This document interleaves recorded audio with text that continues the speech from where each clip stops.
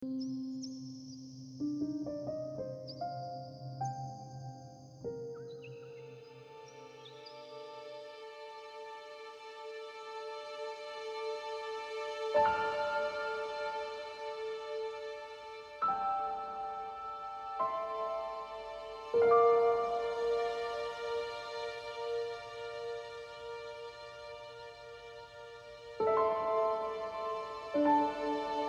दोस्तों, आज हम बात करेंगे एक विशेष पर्व के बारे में जिसे हम तुलसी विवाह के नाम से जानते हैं।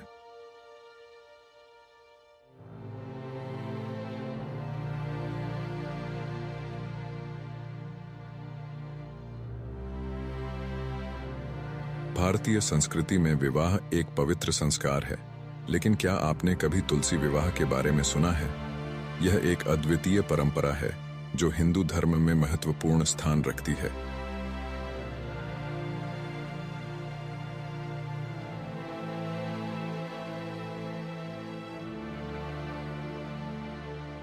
तुलसी, जिसे हम ओ की मुद्रा भी कहते हैं, हिंदू धर्म में मान्यता है कि यह देवी लक्ष्मी की अवतार है। इसलिए तुलसी को विवाहित करने से अपार धन और सुख की प्राप्ति होती है।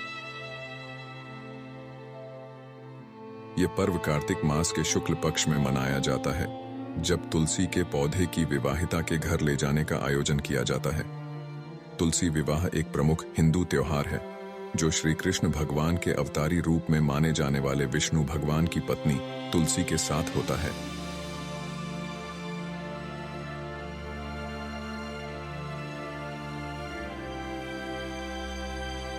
तुलसी विवाह के दौरान पंडित जी विवाहिता के घर आकर उनके द्वारा तुलसी के पौधे को अवगुंठन करते हैं। इसके बाद तुलसी के पौधे को विवाहिता के घर से उठाकर भगवान कृष्ण के मंदिर में ले जाते हैं। यहाँ पर तुलसी के पौधे को भगवान कृष्ण के साथ विवाह की संस्कृति के अनुसार पूजा की जाती है। इस दिन लोग तुलसी के पौधे को सजाकर उसे दीपावली के त्योहार की तरह रोशनी से जलाते हैं।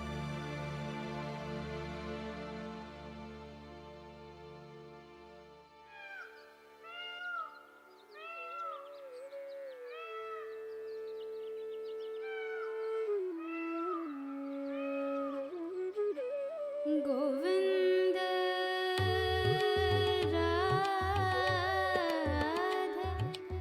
राधे राधे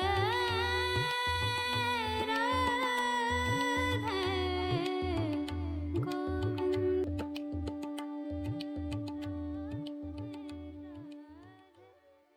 तुलसी विवाह के दिन लोग भगवान कृष्ण की कथा सुनते हैं और उनके लिए प्रसाद तैयार करते हैं।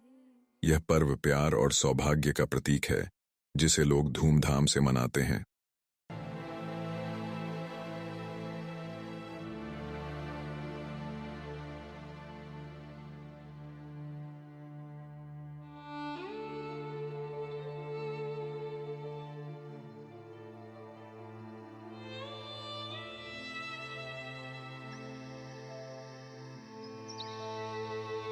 तुलसी विवाह के दिन महिलाएं गीत गाती हैं और नृत्य करती हैं। यह एक रंगीन और खुशी भरा त्योहार है जिसमें सभी सनातनी लोग भाग लेते हैं। तुलसी विवाह एक ऐसा पर्व है जो हमें प्रकृति के साथ जुड़ने का अवसर देता है और परिवार के साथ एकता का संकेत है।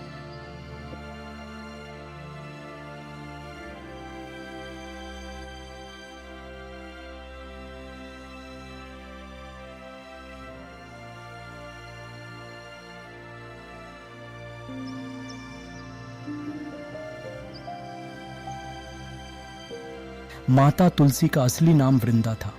उनका जन्म राक्षस कुल में हुआ था, लेकिन वह श्रीहरि विष्णु की परम भक्त थीं।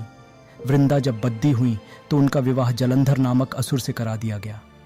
वृंदा भगवान विष्णु की परम भक्त तो थी ही, साथ ही वह पतिव्रता स्त्री भी थीं। उनकी भक्ति और पूजा के कारण उनका पति जलंधर अजेय होता गया और इसके चलते उसे अपनी शक्तियों पर अभिमान हो गया और उसने स्वर्ग पर आक्रमण कर देव कन्याओं को अपने अधिकार में ले लिया। इससे क्रोधित होकर सभी देव भगवान श्री हरि विष्णु की शरण में गए और जलंधर के आतंक का अंत करने की प्रार्थना की। परंतु जलंधर का अंत करने के लिए सबसे पहले उसकी पत्नी वृंदा की पूजा भंग करना अनिवार्य था। भगवान विष्णु ने अपनी माया से जलंधर का रूप धारण कर वृंदा की पतिव्रत धर्म को नष्ट कर दिया और इसके परिणाम स्वरूप जलंधर की शक्ति क्षीण हो गई और वह युद्ध में मारा गया। लेकिन जब वृंदा को श्रीहरि के छल का पता चला तो उन्होंने भगवान विष्णु से कहा, मैंने आजीवन आपकी आराधना की, आपने मेरे साथ ऐसा ऐसा छल क्यों किया? इस प्रश्न का कोई उत्तर श्रीहरि नहीं दे पाए और तब वृंदा ने भगवान विष्णु से कहा कि आपने मेरे साथ एक छल किया है, मैं आपको शाप देती हूँ कि आप पाषाण बन जाएं। ये कहते ही भगवान श्री हरि पत्थर समान हो गए और सृष्टि का संतुलन बिगड़ने लगा। तब देवताओं ने वृंदा से याचना की कि वे अपना श्राप वापस ले लें। अंत में उन्होंने भगवान विष्णु को क्षमा कर दिया और भगवान विष्णु को श्राप मुक्त कर स्वयं सती हो गईं। वृंदा की राख से एक पौधा निकला जिसे श्री हरि विष्णु ने तुलसी नाम दिया और वरदान दिया कि तुलसी के बिना मैं किसी भी प्रसाद को ग्रहण नहीं करूंगा। मेरे शालिग्राम रूप से तुलसी का विवाह होगा और लोग इस तिथि को तुलसी विवाह करेंगे।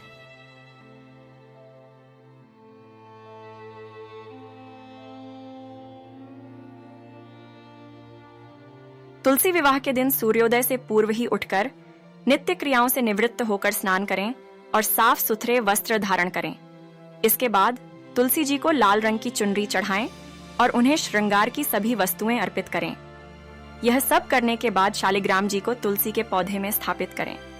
इसके बाद पंडित जी के द्वारा तुलसी और शालिग्राम का पूरे रीति रिवाजों से विवाह कराया जाता है। विवाह के समय पुरुष को शालिग्राम और स्त्री को तुलसी जी को हाथ में लेकर 7 फेरे कराने चाहिए और विवाह संपन्न होने के बाद तुलसी जी की आरती भी करनी चाहिए।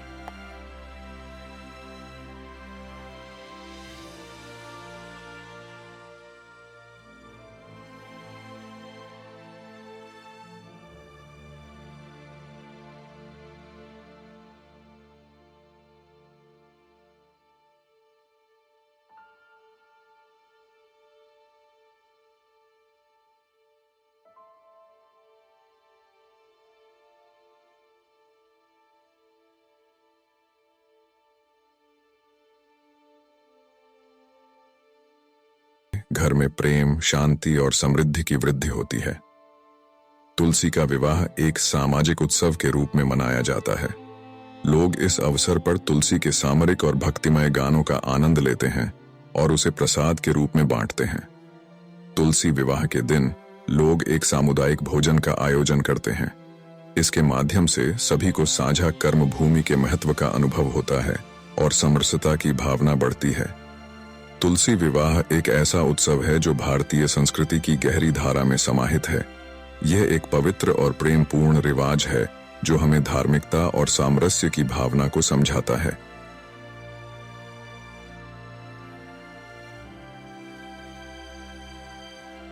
जैसे कि मैंने बहुत सारी डॉक्यूमेंट्री कर रखी है, मैं हिंदू धर्म के देवी देवताओं में सबसे ज्यादा भगवान कृष्ण से प्रभावित हूं।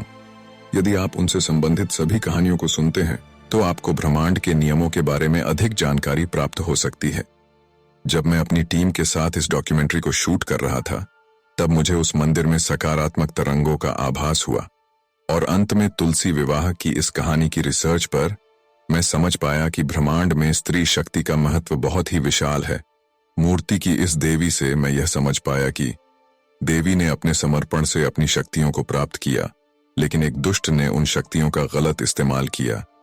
यदि एक पुरुष स्त्री शक्ति को अच्छे से समझ लेता है तो वह अवश्य ही ब्रह्मांड के कई नियमों को अपने अनुकूल कर सकता है